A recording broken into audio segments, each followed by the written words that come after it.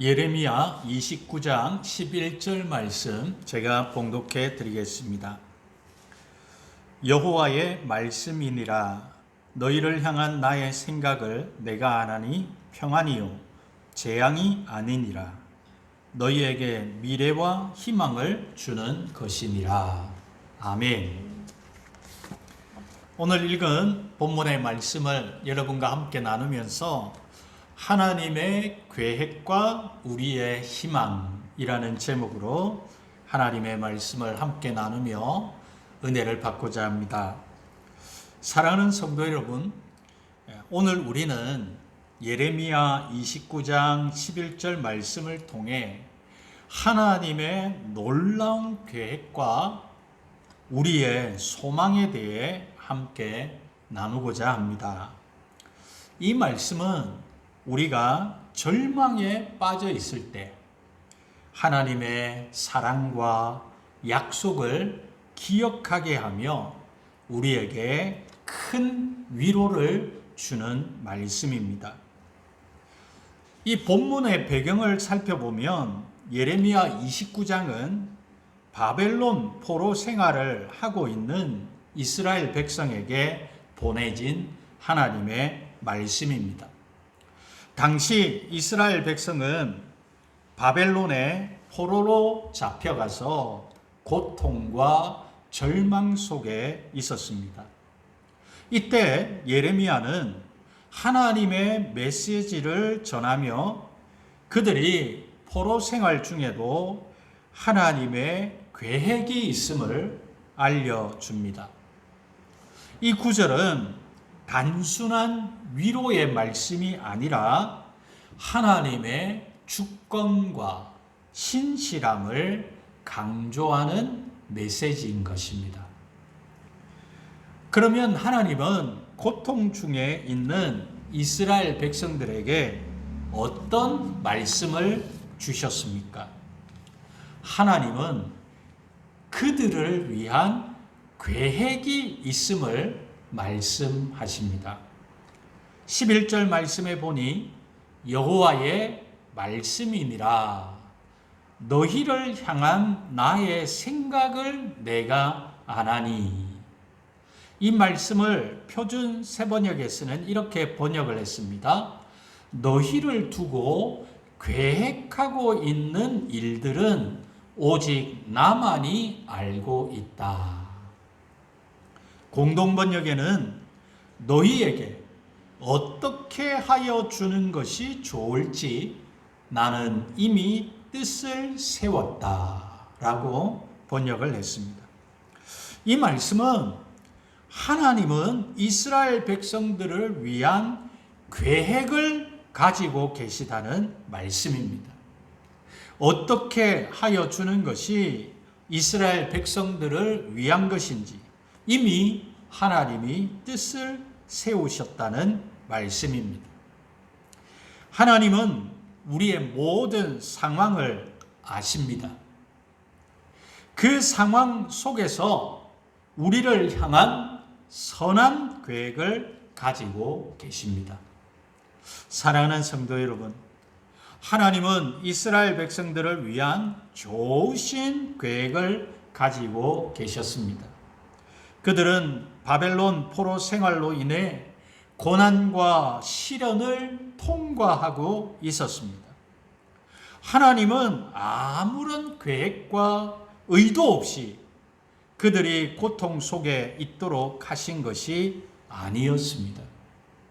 그러므로 우리는 하나님께서 우리의 모든 상황을 아시고 그들의 계획이 있음을 이 말씀을 통해 우리는 깨닫게 되는 것입니다.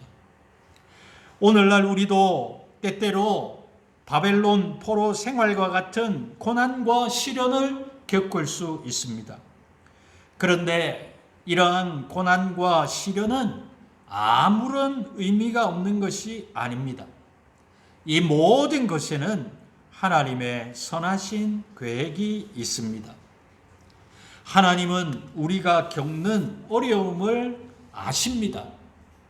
우리로 하여금 하나님의 생각은 항상 우리를 위한 것임을 확신하게 하시는 것입니다.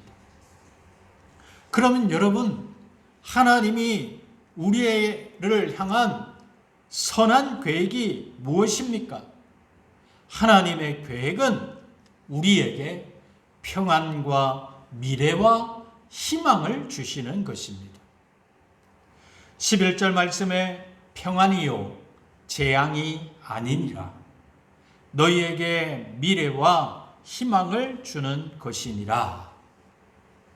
표준 세번역에 쓰는 내가 너희를 두고 계획하고 있는 일들은 재앙이 아니라 번영이다.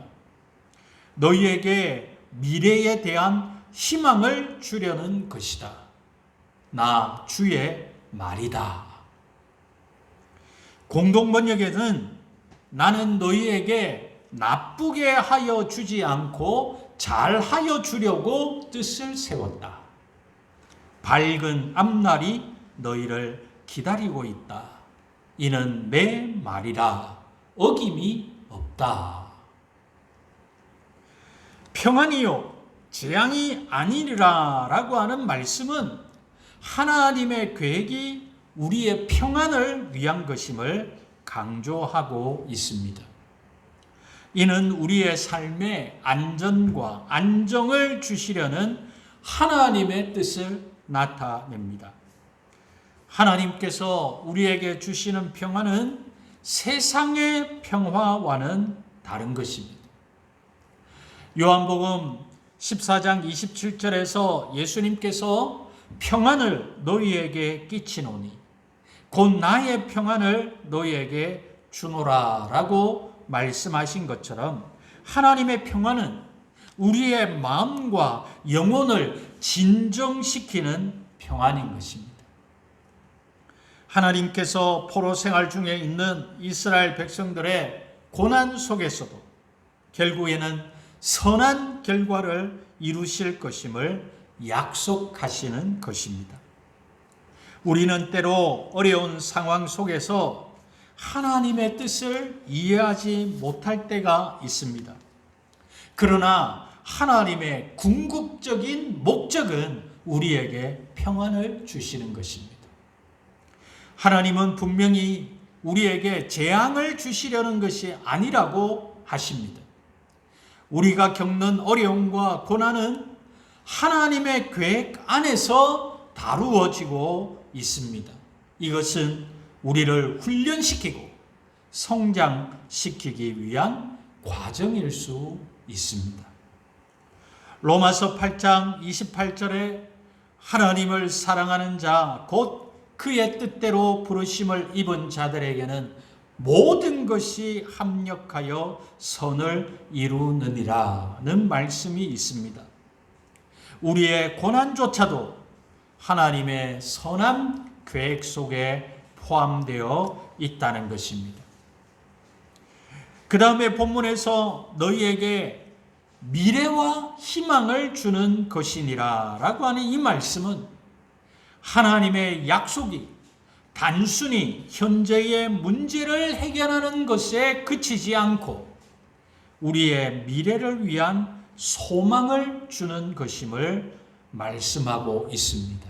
즉, 현재의 고난을 넘어서 더 큰 그림 속에서 우리를 위한 축복을 준비하고 계신다는 의미입니다. 예레미야 29장 11절의 배경을 보면 이스라엘 백성은 바벨론 포로로 잡혀가 있었지만 하나님은 그들에게 70년 후에 그들을 다시 돌아오게 하시겠다는 희망을 주셨습니다. 우리도 하나님께서 주시는 희망을 붙잡아야 합니다. 하나님의 희망은 단순히 세상적인 소망이 아니라 영원한 생명과 구원에 대한 확실한 약속입니다. 우리가 잘 아는 히브리서 11장 1절에서 믿음은 바라는 것들의 실상이요 보이지 않는 것들의 증거니라고 하는 말씀처럼 우리는 하나님의 약속을 믿고 나아가야 합니다. 하나님은 우리의 미래를 위해 좋은 계획을 가지고 계십니다. 그분의 약속은 변하지 않습니다. 사랑하는 성도 여러분, 하나님은 이렇듯 우리를 향한 선한 계획을 가지고 계십니다. 그것은 재앙이 아닙니다. 평안입니다. 우리에게 미래와 희망을 주시는 것임을 꼭 기억하십시다. 이런 좋으신 하나님에 대해 그러면 우리는 어떤 자세를 가져야 하겠습니까? 그러므로 저와 여러분은 하나님의 계획과 약속을 붙잡고 기억해야 할 것입니다. 오늘 본문의 말씀은 오늘날 우리에게도 중요한 교훈을 줍니다. 우리의 삶 속에서 어려움과 고난을 마주할 때 우리는 하나님의 계획과 약속을 기억해야 한다는 것을 말씀합니다. 그러면 우리는 이 말씀을 우리의 삶에 어떻게 적용할 수 있을까요? 첫 번째는 고난 중에서도 희망을 잃지 마십시다. 우리의 삶에서도 예상치 못한 어려움과 고난이 찾아올 수 있습니다. 그러나 하나님께서는 그런 상황 속에서도 우리를 향한 선한 계획을 가지고 계십니다. 아프리카의 밀림지대에 파견된 어느 병사가 있었습니다. 그가 소속되어 있던 부대는 밀림 한가운데서 적들에게 포위당해서 그 병사만 살고 그만 전멸했습니다. 다른 사람들은 그들이 모두 죽었을 것이라고 생각했습니다. 6개월 뒤에 그 병사는 홀홀단신으로 밀림을 헤쳐나와서 구조가 되었습니다. 그를 발견했던 사람들은 그가 손에 꼭 쥐고 있던 지도를 보고 이렇게 생각했습니다. 역시 그 사람이 밀림에서 이렇게 살아 돌아올 수 있었던 것은 그가 밀림의 지도를 가지고 있었기 때문에 살아난 것이라고 믿었습니다. 하지만 그가 펼쳐 보인 종이에는 밀림의 지도가 아니었습니다. 그 펼쳐진 종이는 영국의 자신의 고향인 영국의 지하철 지도가 그려져 있었습니다. 그는 영국의 지하철 지도를 보면서 나는 살아서 조국에 돌아갈 것이다. 그리던 영국으로 돌아갈 수 있다는 희망을 그 지도를 보면서 되새기면서 그 위험한 밀림을 헤쳐 나올 수 있었던 것입니다. 여러분, 우리도 하나님의 약속이 지도인 줄 믿습니다. 헬렌 켈러 미국의 맹농아 작가는 이런 말을 했습니다. 희망은 사람을 성공으로 이끄는 신앙이다 라는 말을 했습니다. 하나님은 저와 여러분에게 희망을 주신 줄 믿습니다. 소망을 주신 줄 믿습니다. 잠언 14장 32절에 이런 말씀이 있습니다. 악인은 그의 환난에 엎드려져도 의인은 그의 죽음에도 소망이 있느니라. 악인은 환난을 만나면 이겨낼 힘이 없습니다. 왜요? 소망이 없기 때문에.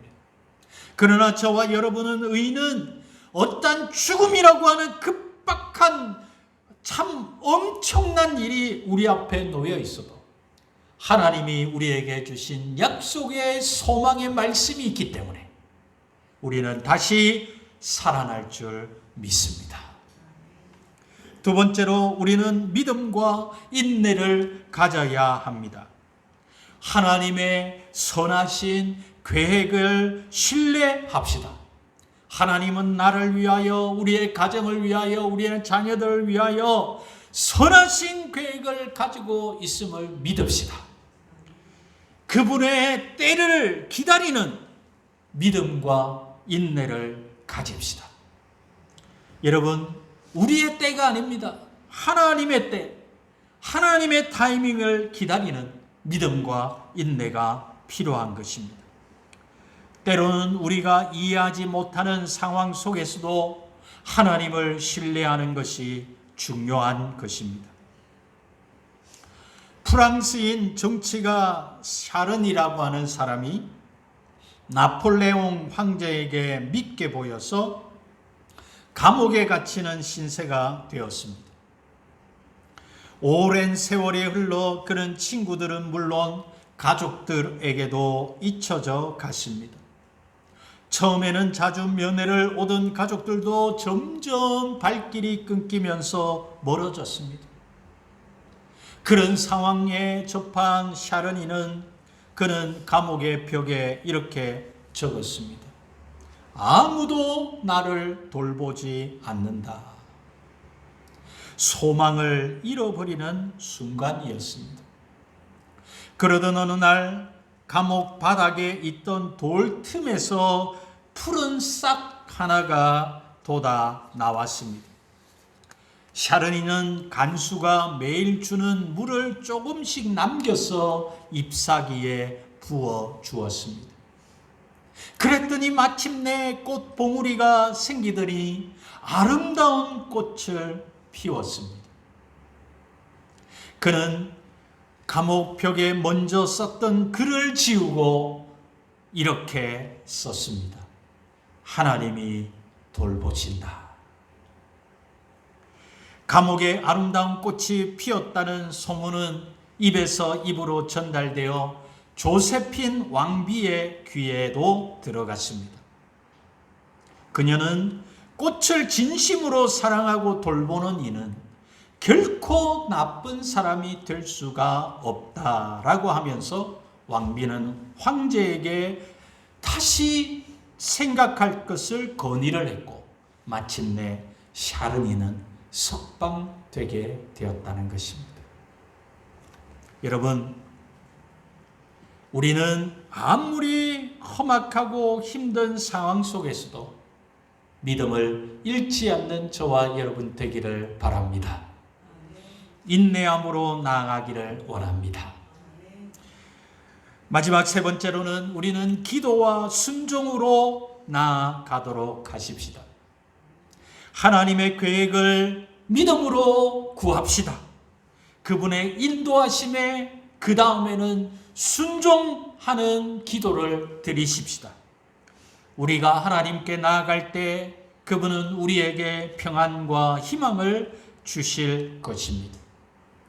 그렉 롤이라고 하는 사람이 쓴 하나님의 뜻을 품은 씨름 기도라고 하는 책에 이런 내용이 나오고 있습니다. 야곱은 에서와 만나기 전날 밤 하나님과 밤새 씨름했다. 그 결과 환도뼈가 부러지고 이스라엘이라는 새 이름을 얻었다. 하나님께 간구할 것이 있을 때 우리는 하나님을 붙들고 씨름한다. 하지만 진정한 씨름은 우리의 소원을 하나님께 강요하는 것이 아니다. 우리의 환도뼈가 부러지고 우리 뜻이 하나님 뜻에 굴복되는 것이다. 잠깐 우리의 뜻이 좌절된 것처럼 보이지만 이후에 주어지는 이스라엘의 축복은 무한하다. 그야말로 백지수표이다 라고 하는 글입니다. 여러분, 우리는 때로 기도하면서 내 뜻이 받아들여지지 않을 때 우리는 절망합니다. 우리는 분노합니다. 그러나 여러분, 그렇지 않습니다. 내 뜻이 부서지고 내 환도뼈가 부러지고 우리의 뜻이 하나님의 뜻에 굴복될 때에 하나님이 야곱에게 이스라엘이라고 하는 새 이름을 주셨듯이 저와 여러분에게도 백지수표와 같은 은혜를 부어주실 줄 믿습니다. 새벽 종소리에 나와 있는 기도입니다. 나의 원하는 것보다 하나님이 내게 원하시는 것이 무엇인지를 묻는 내가 되기를. 나의 기쁨을 위해 하나님의 뜻을 꺾는 것이 아닌 하나님의 기쁨을 위해 나의 뜻을 접는 내가 되기를. 눈앞에 보이는 작은 이익의 신앙인의 모습을 잃지 않고 하나님이 주실 큰 상급을 바라보는 지혜로운 내가 되기를 오늘 주께 기도하며 나아갑니다. 사랑하는 성도 여러분, 우리가 하나님 앞에 기도하는 모습은 어떤 모습입니까? 우리는 먼저 하나님의 뜻을 추구하는 저와 여러분 되기를 바랍니다. 하나님의 나를 향한 좋으신 계획과 약속을 기억합시다. 고난 중에서도 희망을 잃지 맙시다. 믿음과 인내를 가집시다. 기도와 순종으로 나아갑시다. 저는 말씀을 맺으려고 합니다.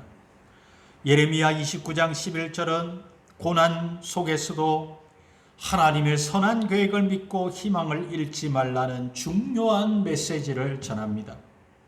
하나님은 우리의 모든 상황 속에서도 우리를 위한 미래와 희망을 준비하고 계십니다. 그러므로 우리는 그분의 계획을 신뢰하고 믿음으로 나아가야 합니다. 이 말씀을 통해 오늘도 하나님께서 우리를 향한 선한 계획을 가지고 계시며 우리에게 미래와 희망을 주실 것을 믿고 나아가는 저와 여러분이 되시기를 주님의 이름으로 부탁합니다.